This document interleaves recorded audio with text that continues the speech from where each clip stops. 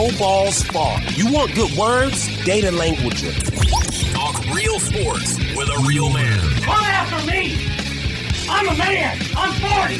And now, here's the be-all, end-all, know-it-all of high school, college, and pro sports. Aaron Skinny Count with the Skinny on Sports. We're talking about practice, man. I'm the MVP. Oh, it is Paul Jones Drug Tuesday. Man, I was hoping it was Wednesday. I was hoping it was Friday. Whoa, listen, I didn't want to go overboard. I didn't want to go overboard with my wishes. But it is Paul Jones Drug Tuesday, Skinny on Sports, 98.1 FM, the sports animal. Glad to have everybody along for the next hour. Seems like we've done this before, leading into the college football season. Truth or false? True or false? So, for instance, I would say, true or false, Jared? Caleb Hawkins is going to run for 1,200 yards for Oklahoma State this year. And you'd say, true or false? See what I'm saying? I see what you're saying. So we'll do those for, in the middle segment. We'll think of those for a bunch of those for what we got in the state schools, the in-state schools. And then we'll do for the rest of the country in the last segment. We'll talk a little MLB trade deadline. Right at the buzzer. I think the last trade of the day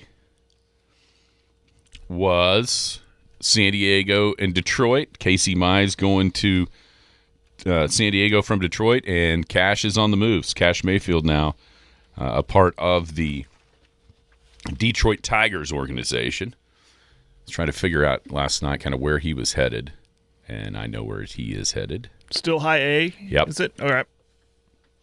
Comstock Park, Michigan is where he'll be, at least to start. I think he flew out and he actually headed there this morning. So, it was so weird because we even talked about it yesterday. A year ago, you almost had the feeling that he was going to be gone from the Padres organization, just not sure maybe which deal he'd be attached to. And he wasn't, ended up not being. And then this year you really heard nothing surrounding him and the possibility of him being on the move until the very end, right at the buzzer, when San Diego made the trade. We'll talk about kind of where they are now. Just thinking about the guys, you pay attention more to who the Padres have drafted or who they've had in their organization over the last couple of years, just because that's where he went. There's like one lone soldier still there. The Padres have traded everybody they've drafted over the last few years. So we got that, where he's headed and all that. Outside of Tarek Skubal, who's going to be on the mound tonight inside the friendly confines for the first time as a Dodger, did anything else move the needle for you yesterday? It felt like there was inaction, like a bunch of the top guys that you heard, okay, this guy's – it didn't seem like many of those guys actually moved. Why? Are you surprised by that? Who do you think definitely is better today? And who should have done more? I think there's one team. Out there, actually two, but one for sure, that this should have been a push chips all in for multiple reasons. And I'll tell you who I think that is here in just a second. 225-9698 is the phone or the text line. It's 225-9698. Give us a call, shoot us a text. We can talk about any of those things. Whatever else might be on your mind, feel free to chime right in at 225-9698. If you're going to be outside the listening area, a couple ways to stay in touch with the show. Log on to kadsam.com or download the app. The app's got it all. Radio, Penny News. Brand new edition of that Penny News hits the website tonight at midnight. So check it out at thepennynews.com. Of course, Big Elk and Paragon TV getting closer and closer to the start of the high school football season. That's what we need to do. We need to get one of those. I think the magazines are just out. So I was in the city on Sunday. Yes. I think it's stopped into our favorite on queue and looked around, didn't see anything. So I text Mark directly and go, hey, I'm in the metro, I'm in the city. Where can I go? He says, not out until Monday. I was a day early. I heard him say that at the end of the week last week. that everything had been approved, but I did notice on the website it went from pre-orders to orders. So I just wish on the website it would list retail locations you can buy them. He set them on when he talked about it on Thursday or Friday. So I think we have found it at OnQ. It's been a while, but it has been a couple because he's sent them to you. Yeah, he's been sending them. Maybe you hate to ask him. Are you going to send me one this year? You know, I mean, maybe you asking triggered. I'll be real honest because I've talked to people, Lugnut, who has no idea that I'm on a radio show with you. Oh, really?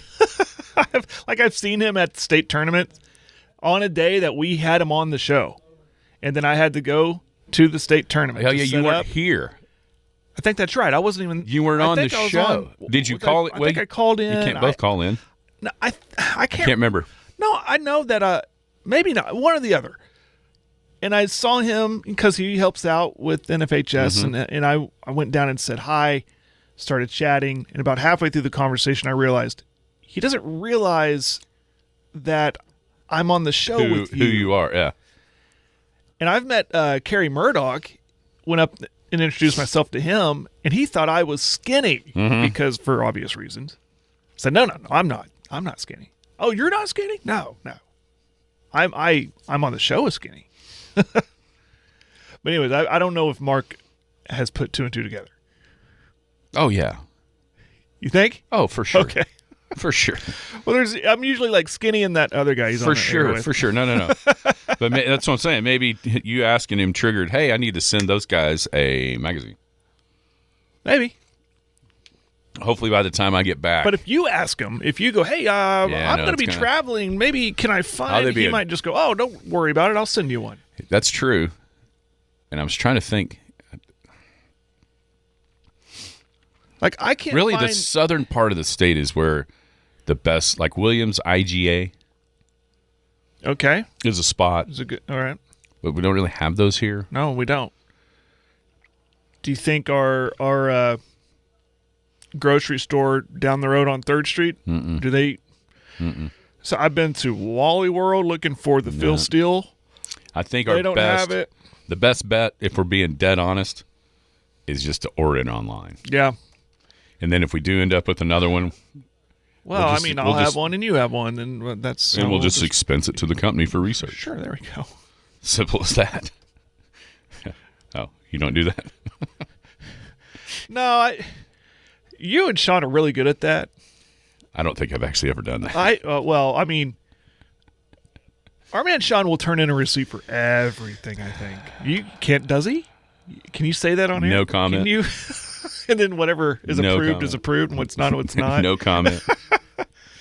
Whereas I don't do that as much, unless sometimes I've bought batteries. That's I need to. Honestly, the two things that are the main ones is batteries during football, mainly football season, and of course meals during football season.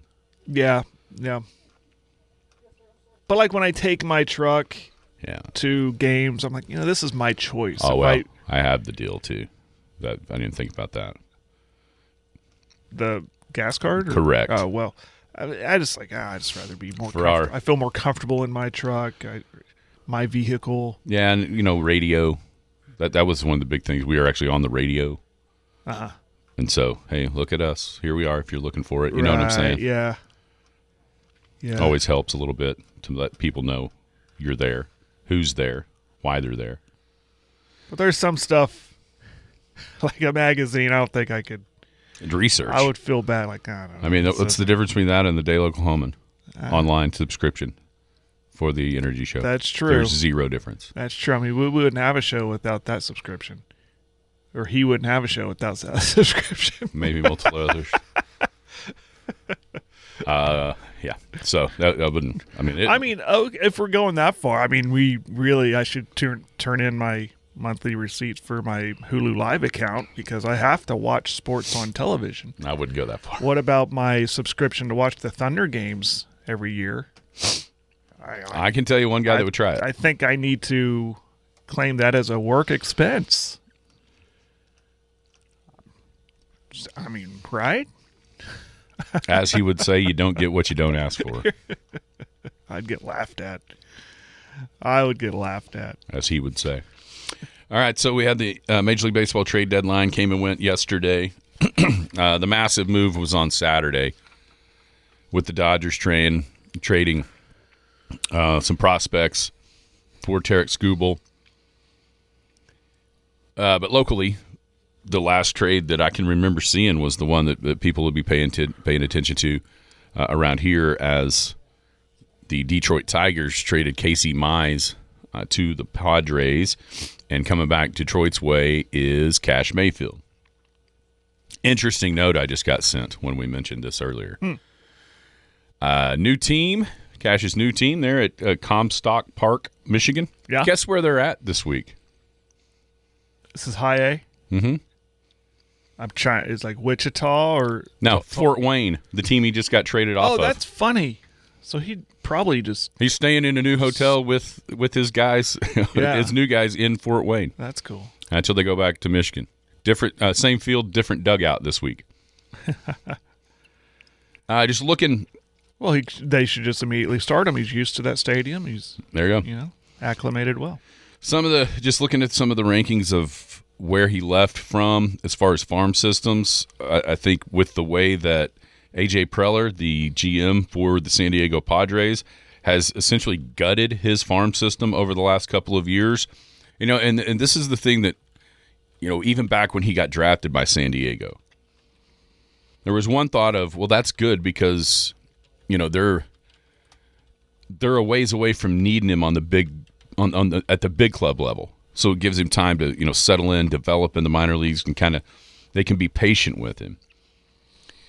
That was, and I know he liked it out there, but the negative to that is a lot of times when teams are in the mix at the major league level, then prospects may not mean as much at this time of year if you're trying to make it to a World Series, trying to catch the Dodgers. You're kind of putting chips all in each year. And that's what's happened to the San Diego farm system. You look at the updated rankings after the trade deadline, they're dead last. But you also go back and look at the guys they've drafted in the year before Cash, and then Cash's year and the next year. Salas is the only one that's still there, Ethan Salas. Everybody else has been traded. Now, where he went to Detroit, the updated rankings I saw from just one, service or what have you, had them 6th now, which makes total sense because of what they got back for Skubal, and then throw Cash in the mix as well. I think there's a couple of those top 5 guys that are now listed as Detroit's that are going to be in the bigs next year, and so then you'll see him in the top 5 prospects for Detroit after that. When a couple move out, he'll move in and what have you. But I will say this, at least for everybody around here, and what that path was looking like in the next couple of years before the bigs, this is a total bummer as far as travel to see him pitch. Oh, yeah. Total bummer. Yeah, I didn't think of because that. now he'll be in Erie or Toledo. Right. For Erie for AA, Toledo Mud Hens would be his AAA stop on the way to Detroit. And the AA stop, we thought we were going to be able to go to Amarillo or Tulsa to catch that. Yeah. And that's not the case anymore. I mean, I was trying to look at the, it's kind of hard to read the minor league schedule. It just has like the abbreviations. But it was a bunch of towns. Yeah, it's like a plane ride now instead of a trip down I-40 or up the turnpike. So tell me the place he's at again in Michigan. Comstock Park. Comstock Park, Michigan. Okay. Ooh, pictures look really cool. Probably not a bad place to be in the middle of summer. No, you're probably right about that. I'm zooming out. I'm seeing where they are as far as Ann Arbor. Ooh, it's on the other. Yeah. I was thinking, I don't know how long their season goes. Does it go into the week 2 of the football season? Got some fans going up that week for the OU Michigan game. Maybe catch a home game at Comstock Park. A little bit of a drive, though. It's like right across Lake Michigan from Milwaukee. Yeah.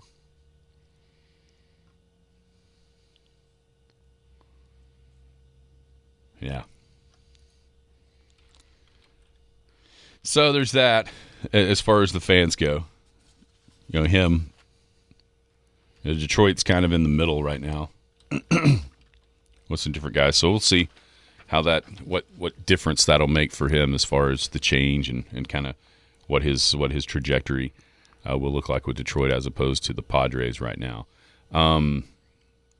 Scooble, outside of Scooble, did anything kind of move the needle? No, and I think because of with baseball on fire right now, I think we didn't see.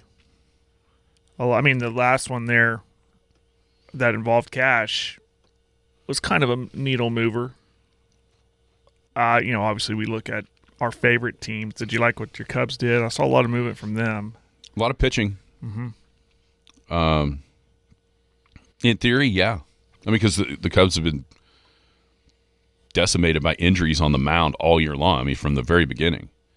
And so you're going to have we got to have everything to beat the Dodgers. But, last year, what did we see, especially in that World Series? Toronto's pitching was able to hold them down enough to stay in games and quite frankly, be 2 outs away from winning the World Series in Game 7. And they couldn't quite get it done. So, yeah, I mean, it was something that had to be addressed if you wanted to make a move. I think when you start looking around at what happened, I think it's more about what didn't happen. And to me, there was one overriding factor in teams not necessarily wanting to make the big splashy move to take on payroll. And that is what's happening in the winter. I'm actually surprised. I know some teams, and your Rangers were one of the ones that at least going into the day looked like they may be wanting to shed all kinds of payroll heading into what looks like a non-season, and the unsureness. What's that word? Whatever that word is, I can't think of it at the moment. About what the new CBA is going to be, but they didn't end up. I mean, it sounds like they had a deal to ship DeGrom out, and he said no. And to Atlanta. Most people think it was Atlanta. Yeah, I was secretly hoping that it was going to be Chicago. But it looks like it was Atlanta. He said no, and now the poor GM in Atlanta is just getting, tarred and feathered online about not doing anything. And he's like, "What do you mean? I had this deal." DeGrom just said no, and that's his prerogative. So he had the no trade, I guess. Yeah, there was talk about all kinds of your guys. Yeah, from the Rangers at different points in the day, and then kind of turned out there about an hour before it was over. Evan Grant down in DFW said they're not sellers. It's in a small move here and there, but nothing earth shattering. No. The one that I think could make, the one I think has the potential to really matter was what Boston did. We're not that far removed from Adley Rutschman being considered one of the top catching prospects and one of those rising big league catchers that you thought, oh yeah, he's going to be the best one here in a couple years. And it sort of hasn't transpired for whatever reason. But if he can regain kind of what he was a couple years ago when the Orioles were the up and coming, making the playoffs, just unable to kind of get over that hump. 1 year against your Rangers, another year against somebody else. Can't remember who it was right off the top of my head. But that has the ability, with the way that the Red Sox have been playing, adding him to the mix, if he can find it in just kind of a different location and kind of reset what his career looks like, man, I'm not so sure if out of everything we saw outside of L.A. that the Red Sox picking up Adley Rutschman might not make the biggest difference when we come playoff time, and the Red Sox could, they might be the They might be the odds-on favorite right now to win the American League. Yeah, it's wild to say even a month ago. Oh, my gosh, how bad they started. Even like 2 or 3 weeks ago, now they're just red hot. Speaking of the Orioles, are they losers in this deal? They seem like a bunch of sellers. I thought they were a team that was young and up and coming. Or do they have that much faith in their farm system? You know, it's weird because another guy that I saw yesterday that if they decided they weren't happy just yet was Jackson Holiday. Seems like pretty early to give up on him, and they didn't. But there was a lot of talk online about especially the Rays being able to snatch him away, and at the end of the day they didn't. But yeah, you know, they're just it felt like when Holiday was getting there or got there with the youth around, like it seemed like the Rays the Orioles were the new kind of it team in the American League, and it just hasn't transpired like everybody kind of thought it would.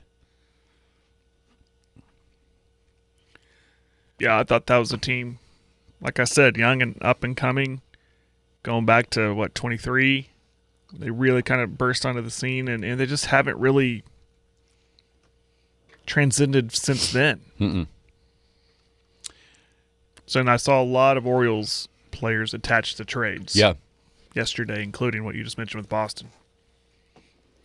So it made me think, are they already just saying that it's not working? We need to revamp this thing. And I really do think that what's coming up this summer matters to certain teams. Oh, I do too. That's why I think a lot of decisions were made or not made. Or not, you know, I think if we didn't have the looming labor war coming, I do think you'd seen certain teams that are division leaders or in the mix would have been more aggressive to add salary, to add payroll.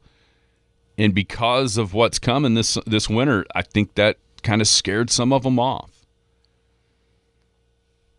Just not knowing what it was going to look like. I do think there's one team that if I was a fan of, I would be mad.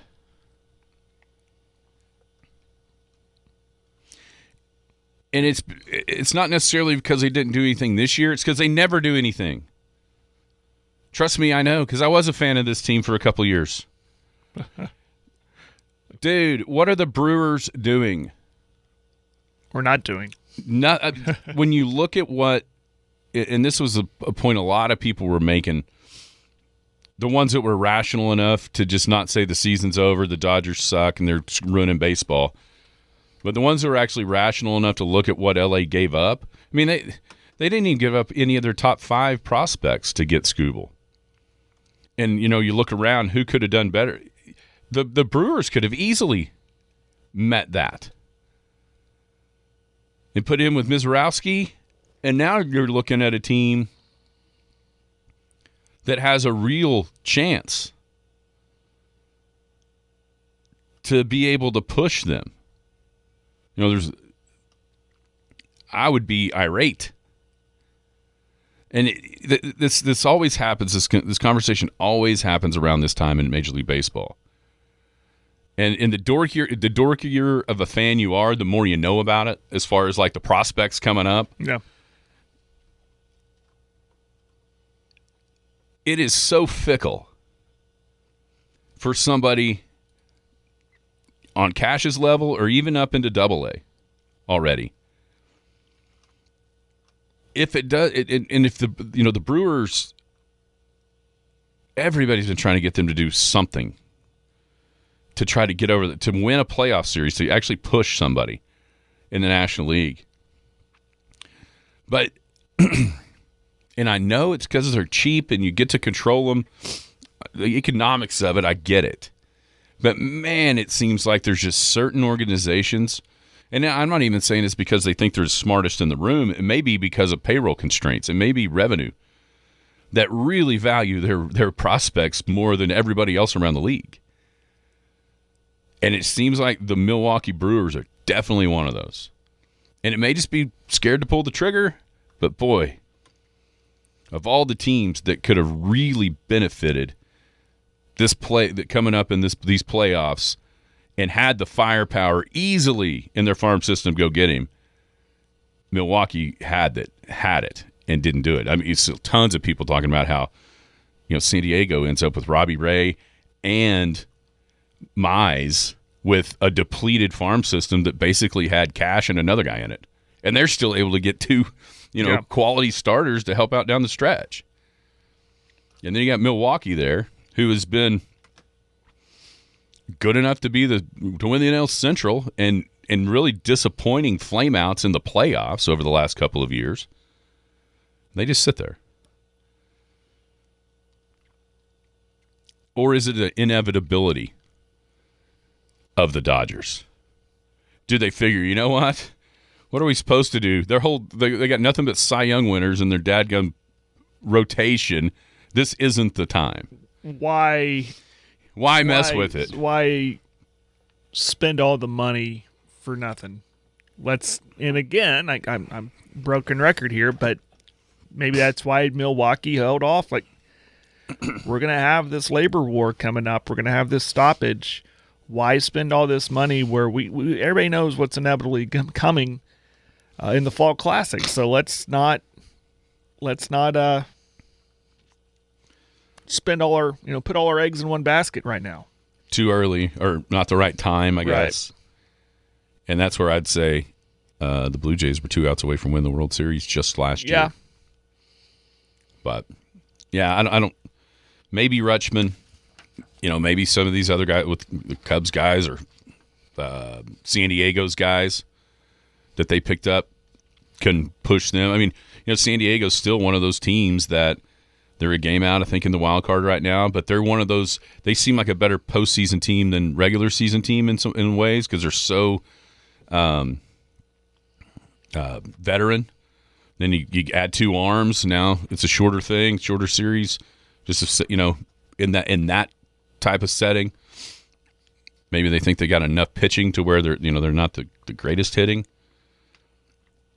Cubs definitely needed pitching, and they've scored more runs than the Dodgers have this year. So a little bit, you're thinking to yourself, probably just a little bit of pitching, right, could help in a series, even though runs are going to be at a premium when you're playing L.A.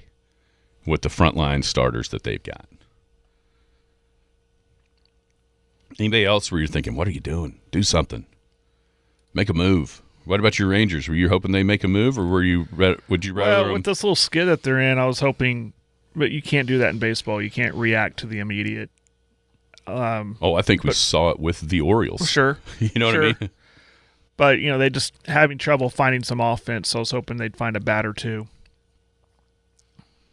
But we'll see what happens. It's just because of the nature of it and the long term, you always have to have the long term view for the entirety of your franchise in baseball, way more than any other thing there is out there. Mm-hmm. That's why it's kind of head scratching at times when certain teams decide to be buyers, and you're like, well, what are you doing? Well, they know they're kind of supplementing what's coming, and then others are selling off. You're like, well, we need to replenish what we've got down on the farm. And the Orioles seem weird that way. Like they kind of crawling back into the AL wildcard chase after starting horribly. What are they, 2.5 back? But there's so many teams, and then we talked about the Rangers yesterday. They've got a better chance, I think, to overtake Houston and maybe even win the wild card, even though they're right. There's just so many more teams that are in the race for the wild card. But it'll be interesting to see because there's probably some stupid little move that we're not even paying attention to that come, the pennant chase, and then, of course, in the playoffs, we go like, oh, yeah, that's right. They got him at the trade deadline. Does it put a damper on the season knowing what Dodgers have done? Or do you as a Cubs fan think, we are in position. You mentioned the run differential. Yeah. We can probably take them to the brink. Oh, yeah, it's just everybody's Goliath, or everybody's David, and they're Goliath. Yeah. So that makes it kind of fun.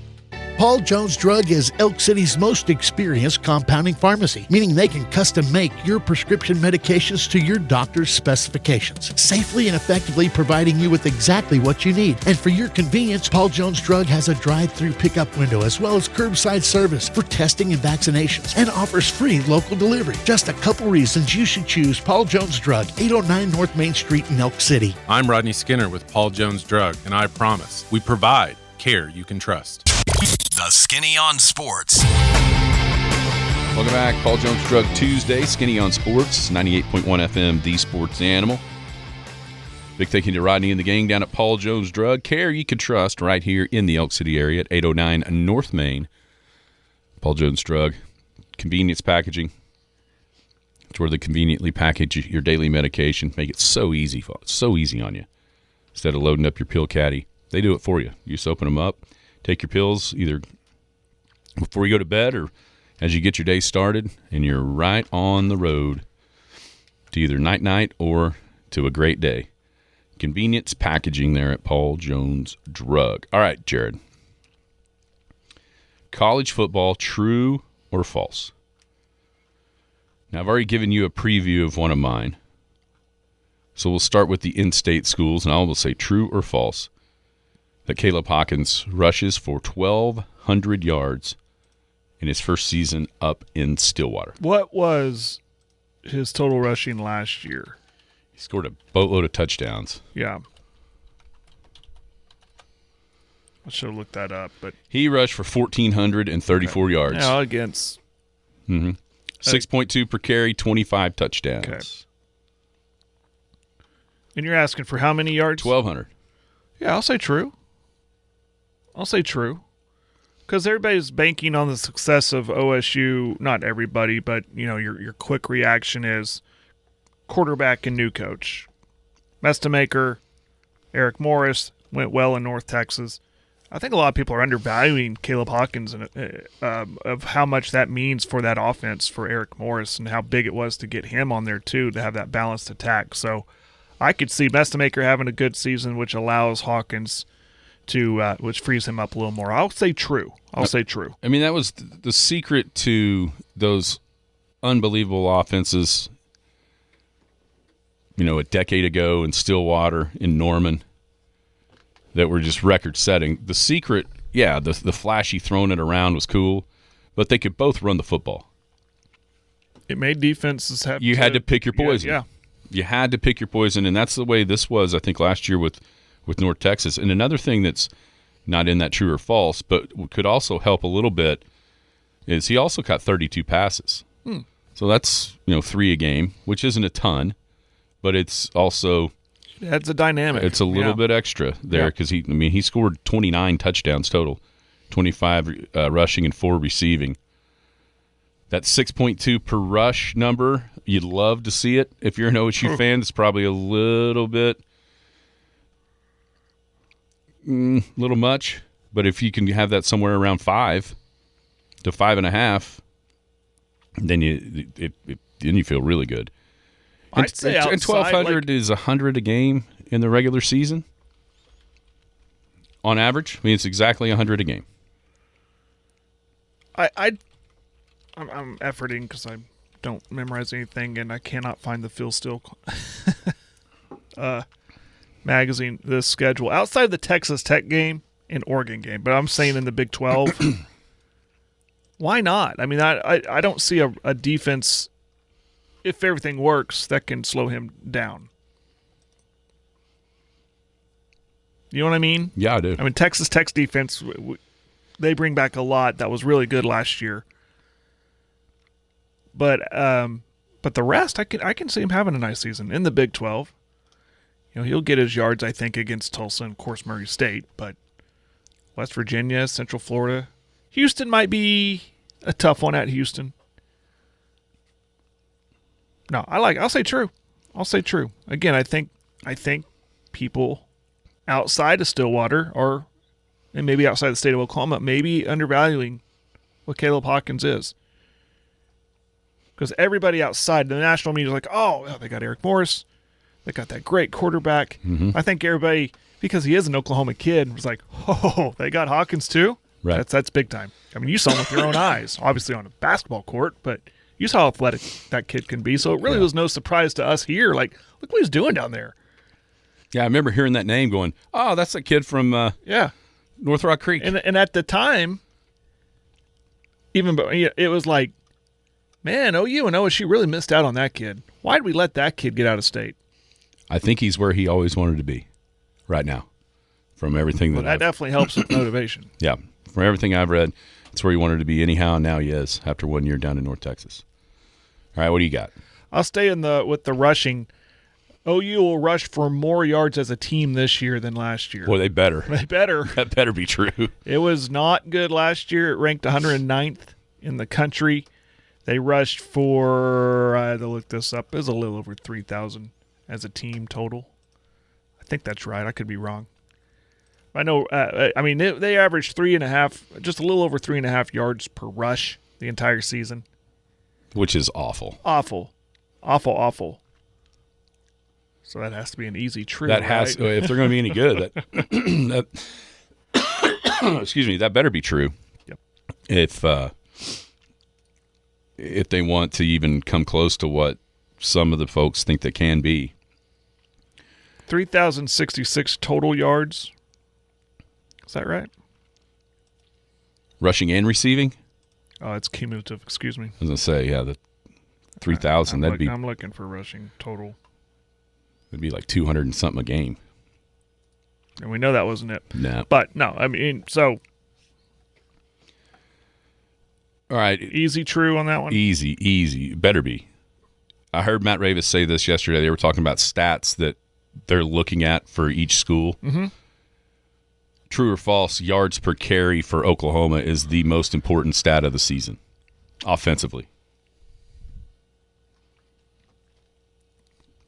That behind sacks allowed.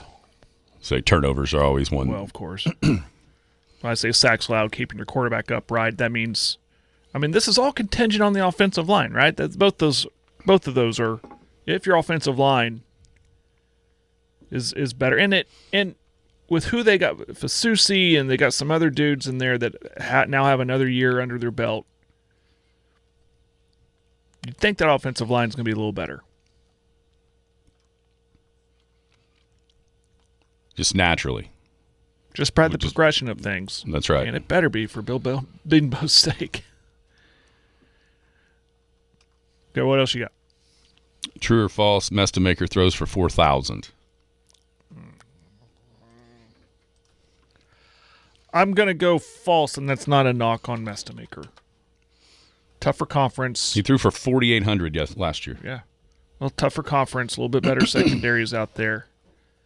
Instead of, I don't know what North Texas preseason or non-conference looked like last year, but you're going up against Oregon this year. That's going to take a little bit off of it. I mentioned Texas Tech. A lot of people like Houston as kind of an underdog in this conference, and that's at Houston. There will be games that he won't be as good, but probably even still in wins where he's making the necessary throws. Yeah, 43-79. What would he have to average year per game to get that? Numbers guy? 320. That's again false, but it's not a knock on him. Just better competition. What do you think? I think it's true. Do you? Okay. Mm-hmm. I think Oklahoma State offensively is going to be awesome. I really do. Defensively is where the question is. Yeah, 333. I think that's doable. Because I think they're going to go up and down the field. I got another one on points scored here in a second too. That now whether I think how efficient they can be. Sometimes teams go up and down the field yards wise. They rack up a ton of yards, but don't necessarily score the points all the time down in the red area. I think that's where Hawkins helps immensely. He clearly has a nose for the end zone, scoring 25 rushing touchdowns in a season. And his long was only 51, so it's not like he was breaking bukus of long runs for touchdowns. He was scoring when they needed him to get down there and score. And so I do. I think they're going to be fascinating on offense. And maybe that's Indiana and the success we've seen them have. Those guys moving from one competition level right up to the next one and being able to perform immediately. Now, both of those Indiana teams had quarterbacks that had been in the Power Four, previously. Mm-hmm. But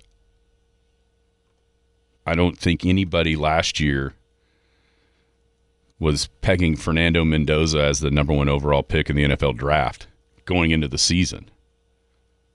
Oh, not at all. You know what I mean? And not at all. He ended up that. Whereas you're seeing Mestamaker in the top in the first round on almost every mock draft. So it feels like he's starting from a different space, higher level, at least regarded wise, than either of those Indiana quarterbacks did. And maybe not in as tough a league, depending on what the schedule was. 2 years ago, Indiana's schedule, even in the Big Ten, wasn't any good at all. But Mendoza had to go to Oregon. He had to go to Penn State. Where, Mestamaker, he's going to get that Oregon team too. It's at home. Tech is at home. So that leads me to OSU will average 38 a game offensively. And that's a true for you. I think so. I think it is.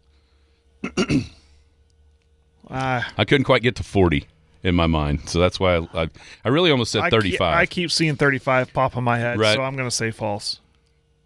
Again, not a dig. You're going to win a lot of games if you're scoring 35 points per game. But you're right about the defense. That's where I get a little pause too. We keep hearing about all this offense. Can the defense stop anybody? Last one for me, in-state, then we'll go national.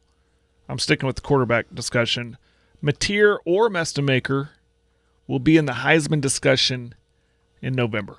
Like go to New York? Just be still in that hot discussion for Heisman in November. Now listen to the wording, Mateer or Mestamaker. Yeah, I know. Not both, not neither. Mateer or Mestamaker. As much as I think Oklahoma State's going to be super duper improved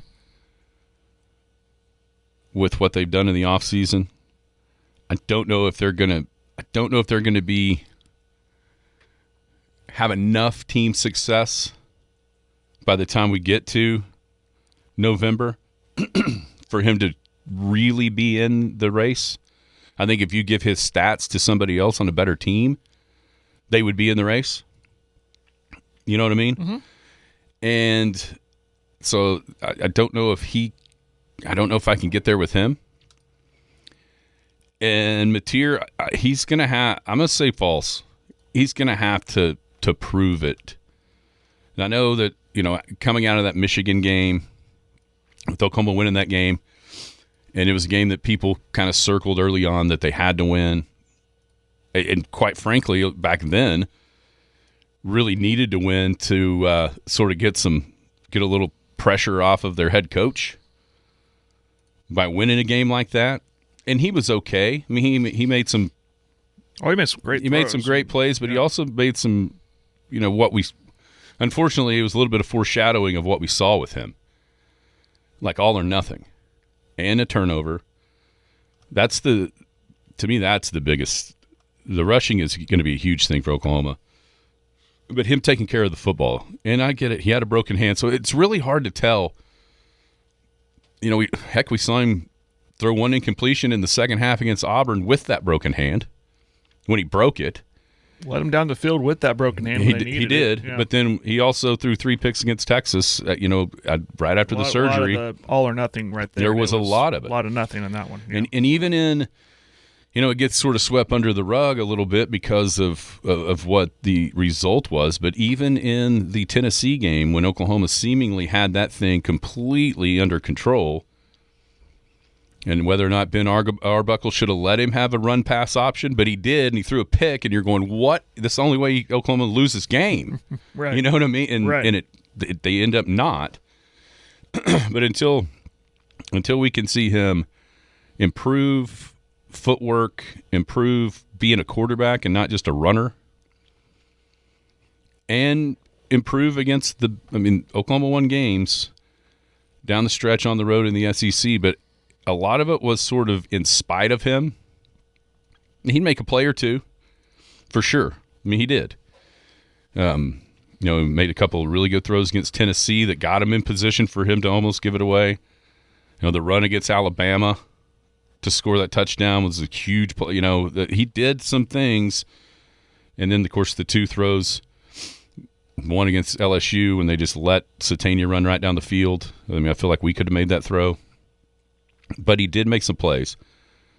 And he looked like what OU fans wanted him to look like in the first quarter and a half against Alabama in that playoff game. And then he sort of looked, it was like that was the epitome of his season, right? Just looked awesome up and down the field, 17-0, almost 24-7. You're like, holy cow, when did Lincoln Riley start calling plays again? The way, the way that offense was working, and then it just fell apart.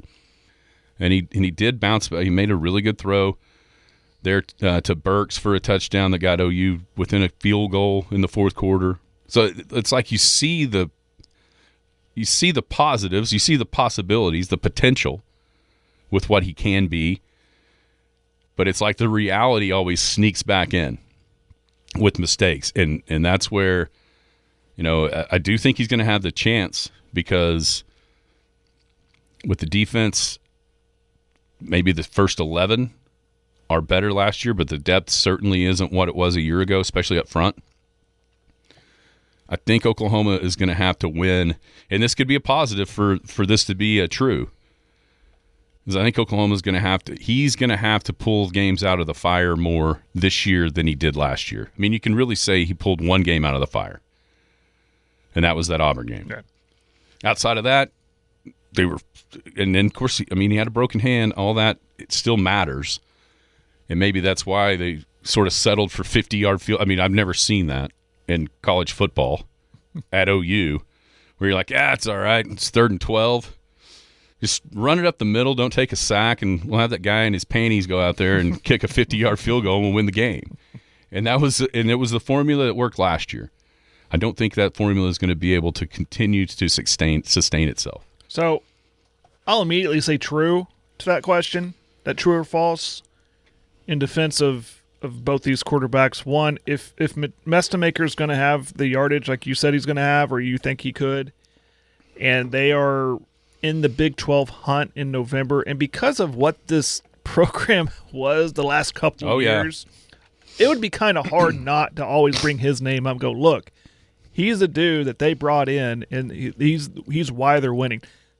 Look what they were and look what they are now, and look what he's doing statistically with those numbers that you think he could have through the air. So that's why I think he would be in that hot discussion in November.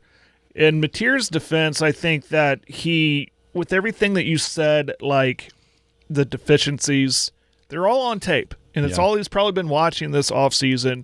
My stance on his health. If he can be healthy and be good in Mateer, that's a big thing. And then, we know OU's defense is going to be salty, top 5, if not top 3 in the nation, you'd hope. I mean, they were almost top 3 in the nation in almost every category last year. But if he can learn from those mistakes, and I've gone on and on about having another year with Arbuckle, maybe being more calmed down in the SEC, maybe it slowed down for him a little bit. And then again, if he's winning these games, if we're getting to November, 7th, 14th, and they, with 1 or 2 losses under their belt, I can, and then, because a lot of people see that as this dark horse in the SEC. Yeah, I could see his name be brought up. Mm-hmm. I'm not going to go out there and say it's true for both quarterbacks, but for everything I said, I think one or the other is more statistically probability that it could happen. And I'll say true. I think one of these quarterbacks will be in the discussion. Now, you got to look at what's happening around the nation. I talk about the wide receiver from Ohio State. Of course, Arch Manning. What kind of season is he having down in Texas? There's other factors in there. Maeva, what's his name? USC. Jaden Maeva over at USC. Dante Moore. He's got to think he's more in Oregon. But for everything I said, I'll say true that one of those, not both, that was not the question. It's one or the other. One of those quarterbacks at OU or OSU will be in the discussion when it's brought up on those talking shows of Heisman. You could hear their name come up about maybe around the number 3 ranking area. And then still right there in November, if you're in that discussion, who knows? You could run off the 3 more wins, get into your conference title game, and who knows what could happen after that. I think we'll know after the 10th of October. Because of what either quarterback's trajectory is going to be? Because that'll be Oklahoma State, if there are that true turnaround Indiana quote-unquote type team, they could be 4-1 after beating UCF at home. And Oklahoma, with what they've got front-loaded wise, if they're 4-1 coming out of the Cotton Bowl, yeah. Last one for me, true or false, the most important game on Oklahoma State's schedule is the first one at Tulsa. Yeah, absolutely true. Absolutely true. I think it is too. Absolutely. Because that's one for all the positives you think, but they also lost on their home field just a year ago. And if you go up there and you don't win that game, doubt is easy, even though it's a totally different team. Yeah. Doubt is easily able to creep back in your mind, because then you look and you go, okay, Oregon is going to be one of the top 5 teams in the country coming in. With the dismantling they did of us last year, that's probably a loss. Murray State's a win, and all of a sudden it's like, now we go to West Virginia. Rich Rod, we haven't had a lot of success in Morgantown through the years. And now all of a sudden you're going 2-2 with UCF, a team we probably should beat at home, but and you can see that with OU too. Michigan, huge game like it was last year. A lot of people think you're going to win that one this year, and maybe a lot of people didn't last year. But then at Georgia and the Texas game, those are, for all the optimism there is right now, coming out of October the 10th at both schools, you could be looking at 2 and 3s, and then that goes crashing down immediately. All right, let's do the around the country. It's funny how Tulsa is just right. It's part of Oklahoma State history. Tulsa was the game that pretty much got Gundy fired last year. Mm-hmm. Now it's a game that Eric Morris, you better win it. Yeah, you can just springboard your coaching. Be a really good start, and then next thing you know, you play Oregon well, and all of a sudden, hey, right, we are going to be pretty good. Right. We'll be back wrapping up a Paul Jones Drug Tuesday next. Paul Jones Drug is Elk City's most experienced compounding pharmacy, meaning they can custom make your prescription medications to your doctor's specifications, safely and effectively providing you with exactly what you need. And for your convenience, Paul Jones Drug has a drive-through pickup window as well as curbside service for testing and vaccinations, and offers free local delivery. Just a couple reasons you should choose Paul Jones Drug, 809 North Main Street in Elk City. I'm Rodney Skinner with Paul Jones Drug, and I promise we provide care you can trust. The Skinny on Sports. Welcome back, Skinny on Sports. Wrapping up a Paul Jones Drug Tuesday right here on 98.1 FM, The Sports Animal. College football, true or false, is headed into the season. All right, Jared, I got around the country. We went through OU and OSU a little bit. Around the country, true or false? This is the year. Okay, if I said, Jared, who are the best coaches in the country to not have won a national title yet? What names sort of spring in your mind? Lanning, Cristobal, right now. Sark. So true or false? This is the year that Lanning or Sark climbs to the top of the mountain. False, because I already have it in I've been working on my preview, my predictions. Mm-hmm. So because of who I think's going to win, I'm going to have to say false. Okay. I would probably lean that way just because it's basically I'm asking, would you take Oregon and Texas or the field? with the parity, it's hard to take those two versus the field. But I saw that one last night. I thought that was a very interesting question. I'm looking at this most important players list that is on ESPN. Here's another one for one of the names you just said. True or false, Darian Mensah is the most important player in the country when it comes to winning a national title?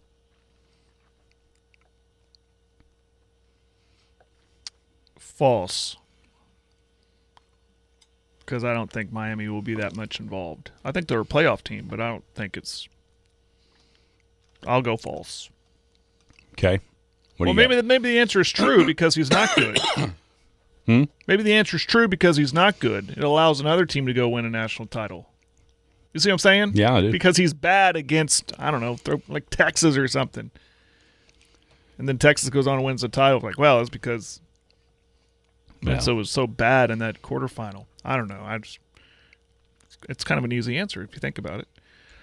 I'm looking for one. How about, just for fun, we're having fun here, how about at least one top 10 team will lose to an unranked opponent in the opening week? Ooh. Week 1. Let's call week 0 or 1. They both kind of mesh together as opening week. It has to be you can't say Ohio State or Texas. They play week 1. So, but you... And I am trying to effort the matchups when we don't really have a top 10. We don't have a top. Yeah, we don't have one yet. We kind of have it in our mind who could be a top 10 team. Looking down. To an unranked? Yeah. I feel like we kind of get one close to, like, a 9 losing or even a 10 losing. I tell you who I've got pegged. I don't think this team is going to be unranked, but I think it'll be an upset. Clemson at LSU? Yep. Yeah. I was wondering myself, would Clemson actually be unranked? But I think no. I think they would be solid teens, maybe. That would be the obvious one for me. I mean, it's kind of a stretch. I mean, Stanford. What about like Wisconsin beating Notre Dame? I saw Wisconsin, Notre Dame. Because that is a neutral site. It's at Lambeau. I don't think that Louisville is going to be unranked. Oh, here's one. Well, Washington's not going to be top 10.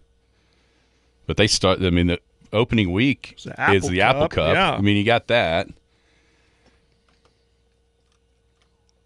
True or false, LSU is only going to win 7 games this season. Well, let me bring up my notes. Funny you say that. Let me bring up my notes because I've been working my way through each conference. I've got their schedule you right here. You only got 7? I'll say true or false, they only win 7? Only win 7. False, because I have them winning 8. It's probably a straight, yeah. I mean, Clemson game, they would have to lose that one, probably. At Ole Miss is going to be a bear, although I saw Saban talking about this during SEC Media Days, and he was referencing when he went back to LSU with Alabama and how his guys sort of rallied around him. You know, all the talk was how mad all the LSU fans were going to be. Little did they know that his team was bought in to, play for, hey, we're going to win this game for you. Will LSU's guys do that at Ole Miss? And it also helped Saban to have that 2008 or whatever, 2008, I think, Bama team that burst onto the scene and almost played Oklahoma for the national title. If they could have got by Tebow in the SEC title game, they were undefeated. People sort of forget that in that 08 season. With all the controversy, Bama was number 1. 8 or 9 is probably right, but you can sort of see that going off the rails a little bit. True or false, Notre Dame is the biggest lock to make it into the college football playoffs of any team in the country? False. The biggest lock? Yeah.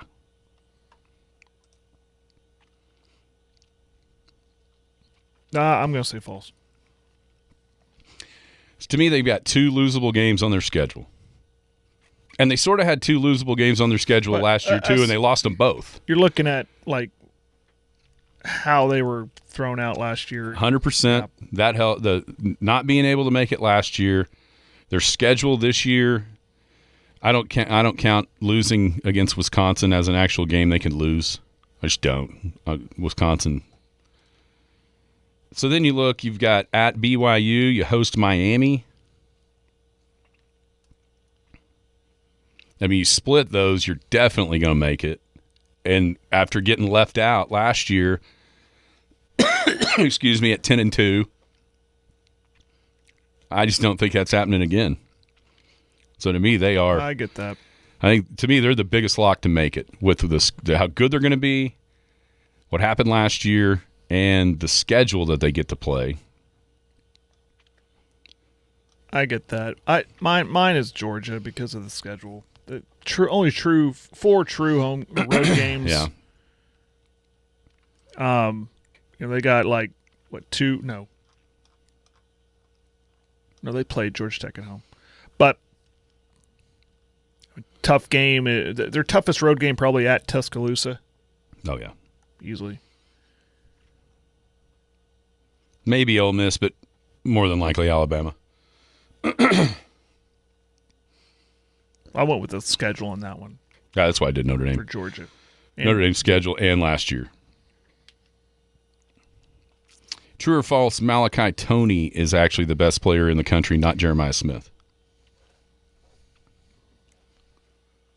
False. I think I've shown you my admiration for Smith. So I'm not going against that.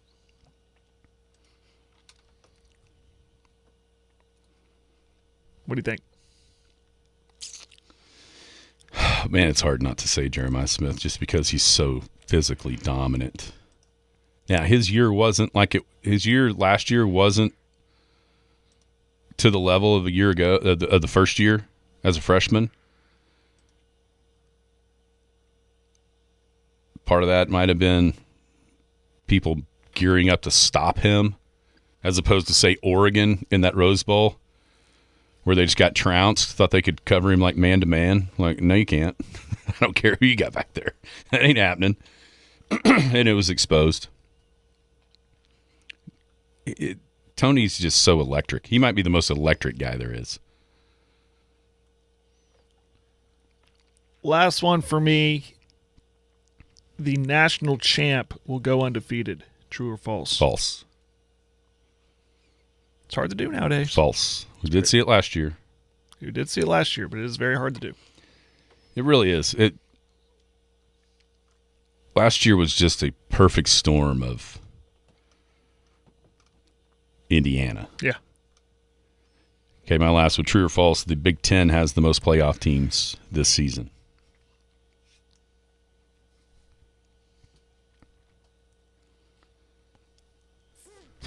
Oh. 1, 2. I'm going to count in my head. 1, 2, 3. And then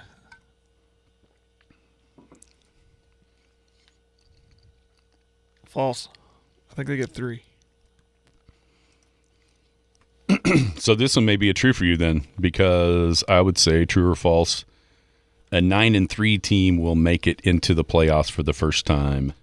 For the first time. Well, I guess it's not true either because Alabama went 9-3. Here you go. 9-3 regular season team from the Power 4 makes it into the playoff for the first time ever. So I guess Bama not a team. Bama was technically 10-3 after they lost the SEC game last year. So not a 3-loss team. A 9-3 regular season team makes it this year. Nope, they're not my team in. False. False. I think 3 is too much to overcome. All right, one more. Jackson Arnold is the most important player for a group of 6 playoff team. There's a lot of people like UNLV to be that team. Yeah. So again, good or bad, that's going to be true. Because if he's bad, that allows teams like Memphis and Boise. Maybe New Mexico. I don't know what Navy. I don't know, but if he's good, then yeah. So it's true. If he's good or bad, it could all hinge on that. Yeah. What are we And you know what he's going to be? About average, like where he's always been. Average would be a step up. It would. If he could be average at UNLV, that's probably pretty good. It'd be a step up from what we've seen so far. Everybody have a great Paul Jones Drug Tuesday. We'll be back tomorrow on Skinny on Sports right here on the Sports End. You've been listening to the Skinny on Sports podcast with Aaron Cow. Be sure to hit that subscribe button to get alerts of when the latest podcast is available. Thanks for listening.